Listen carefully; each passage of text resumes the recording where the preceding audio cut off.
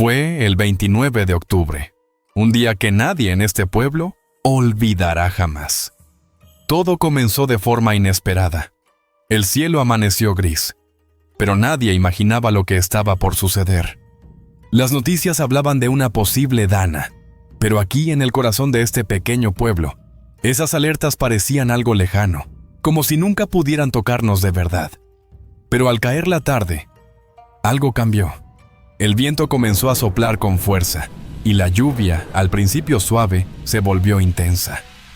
A las 8 de la noche, las primeras calles empezaron a inundarse.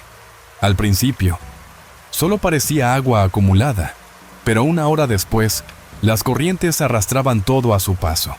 Coches, contenedores, muebles. Nada podía resistir la fuerza del agua. Lo más aterrador fue que las alarmas del gobierno llegaron tarde. Las advertencias oficiales no se emitieron a tiempo. Mientras el agua comenzaba a inundar las calles y las personas quedaban atrapadas, muchos políticos, ajenos a la tragedia que se desataba, estaban de fiesta. En lugar de alertar a la población o coordinar una respuesta inmediata, se encontraban celebrando, ignorando las señales de la catástrofe que se avecinaba. Para cuando muchos se dieron cuenta de la gravedad de la situación, ya estaban atrapados en sus casas. Los mensajes de evacuación apenas llegaron cuando el agua ya había cubierto gran parte del pueblo, dejando a cientos de personas a merced de la tormenta, sin posibilidad de escapar. En medio de ese caos estaba Daniel, que miraba por la ventana con el corazón acelerado. El agua ya había alcanzado la puerta de su casa. Intentó tranquilizarse pensando que pronto pararía, pero la tormenta no cedía. Las luces comenzaron a parpadear, y poco después, todo quedó a oscuras. En las horas siguientes, el agua siguió subiendo. Las calles ya no se reconocían y las casas parecían flotar en medio de un mar desbordado. Los vecinos gritaban nombres, buscando a familiares desaparecidos.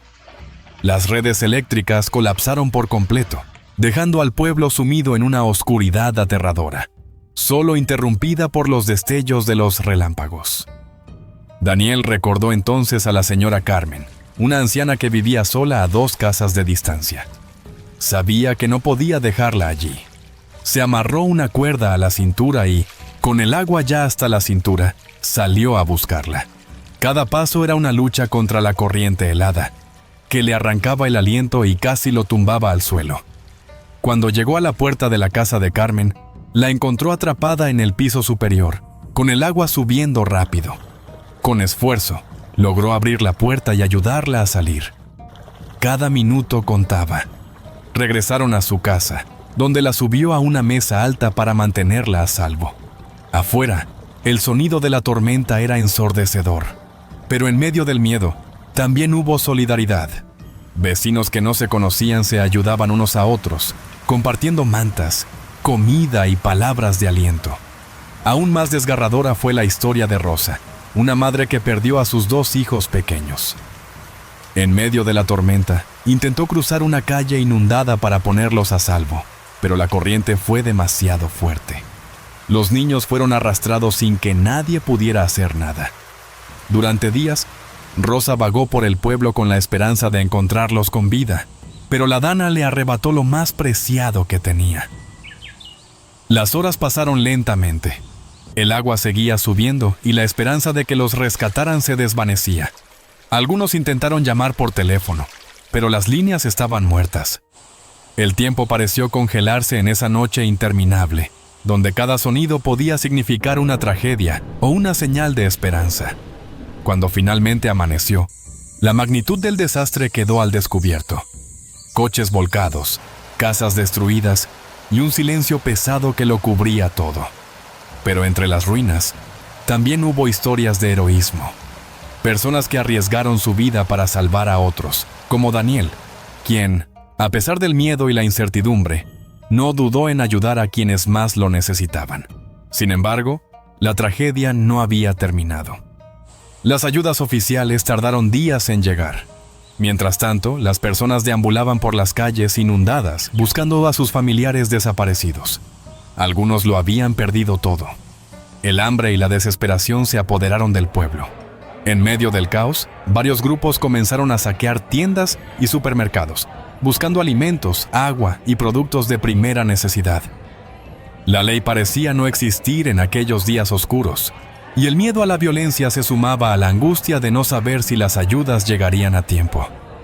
En medio de esta desesperación, surgió un rayo de esperanza: los voluntarios. Personas de pueblos cercanos, al ver la tragedia, no dudaron en cruzar a pie las carreteras anegadas, ya que el transporte estaba completamente colapsado. Llegaron con palas, cubos y sus propias manos dispuestas a ayudar. No importaba el cansancio ni el peligro. Estaban decididos a brindar apoyo a quienes más lo necesitaban. Mientras algunos limpiaban el barro que impregnaba las calles y los garajes, otros se organizaron para llevar agua y alimentos a las familias que lo habían perdido todo. Hacían lo que el gobierno no pudo hacer a tiempo: dar consuelo y ayuda inmediata. Cada botella de agua, cada bolsa de comida entregada, se convirtió en un símbolo de solidaridad y humanidad, en medio de la devastación. La gente del pueblo nunca olvidará esos rostros anónimos que, sin pedir nada a cambio, trabajaron incansablemente para devolver un poco de dignidad a quienes lo habían perdido todo. En las horas más oscuras, esos voluntarios se convirtieron en la luz que mantuvo viva la esperanza, y por siempre estarán agradecidos con ellos. En los días siguientes, el pueblo comenzó a reconstruirse, no solo los edificios, sino también las vidas destrozadas por la tormenta. Porque cuando el agua baja, lo que queda no son solo los escombros. Quedan las historias de valentía, pérdida y esperanza que nunca se olvidarán. Y quienes vivieron esa noche siempre llevarán en su corazón la certeza de que, incluso en los momentos más oscuros, la humanidad brilla con más fuerza. Estas imágenes que verás a continuación son el testimonio vivo de aquel desastre. Rostros reales, historias reales, personas que lo perdieron todo y otras que, con su solidaridad, lo dieron todo. Porque la Dana dejó cicatrices imborrables, pero también mostró que, cuando el gobierno no llega, la fuerza del pueblo es imparable. Es la crónica de cómo una comunidad entera se enfrentó al infierno acuático y salió transformada. La AEMET comenta: alerta roja por precipitaciones acumuladas de hasta 250 litros por metros cuadrados en 4 horas. Todo comenzó hacia las 6:30 horas. En el barrio de Nazaret, los primeros charcos aparecieron en cuestión de minutos. Estaba cerrando mi tienda cuando vi cómo el agua empezó a subir por las aceras como si fuera mercurio, recuerda Manuel, comerciante de 54 años. Lo que siguió fue una sucesión de imágenes apocalípticas: coches flotando como corchos, contenedores de basura convertidos en proyectiles, y lo peor, el sistema de alcantarillado revirtiendo su flujo, vomitando agua sucia a presión por los sumideros. Dice una señora: Dios mío, el sonido era lo más aterrador, como si toda la ciudad estuviera siendo triturada por una máquina invisible. Describe Ana, residente en Paterna. En la residencia Vitalia Benimaclet, las cuidadoras se convirtieron en ángeles de la guarda improvisados. Carmen, una enfermera de 58 años con problemas de espalda, cargó a 3 ancianos con demencia sobre sus hombros. La señora Julia, de 94 años de edad, se aferraba a su foto de boda de 1947. Me decía entre lágrimas: si muero hoy, nadie recordará que fuimos felices. Una operadora del 112 dice: señora, mantenga la calma. ¿En qué piso está? Vecina dice: primero, pero el agua ya pasa del metro. Dios mío, sube tan rápido.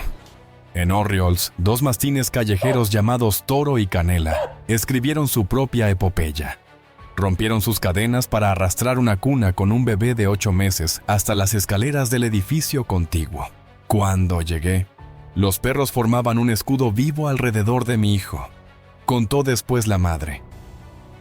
Marta. Valencia se sumió en una oscuridad medieval. Sin luz, sin comunicaciones, con el agua siguiendo su imparable ascenso. En el centro de emergencias, las operadoras colapsaban. Atendí 247 llamadas en 4 horas. Muchas se cortaban con gritos, confesó Laura, operadora del 112. Mi vecino Javier bajó al garaje a sacar su coche. Nunca lo volvimos a ver con vida. Los bomberos encontraron su cuerpo atrapado entre los hierros retorcidos de su vehículo favorito. Relata un testimonio anónimo. Según datos de la UME, esa noche se registraron 1.448 rescates de emergencia, 22 barrios completamente incomunicados y 3 hospitales evacuados. Con la primera luz llegó el verdadero horror. Calles convertidas en cañones de barro, coches encajados en escaparates y el silencio. Ese silencio espeso que solo dejan las grandes tragedias. Encontramos a una anciana de 87 años sentada en su sillón favorito, en medio de la calle. Lo único que dijo fue: el agua se lo llevó todo, menos mis recuerdos. Hoy, meses después, Valencia sigue reconstruyéndose. No solo edificios y calles, sino vidas rotas. Las marcas en los muros, esa línea oscura a 2 metros de altura, son cicatrices que hablan de nuestra fragilidad, pero también de nuestra resistencia. Porque cuando las instituciones fallaron, cuando la tecnología colapsó, lo único que quedó en pie fue lo mejor del ser humano, su capacidad de amar, de ayudar, de levantarse. Perdí mi casa, mi coche, mi negocio, pero gané algo más valioso.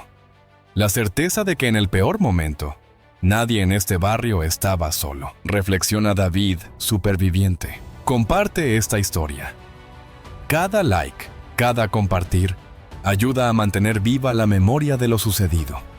Suscríbete para no perderte nuestra próxima historia real, porque las mejores historias son las verdaderas.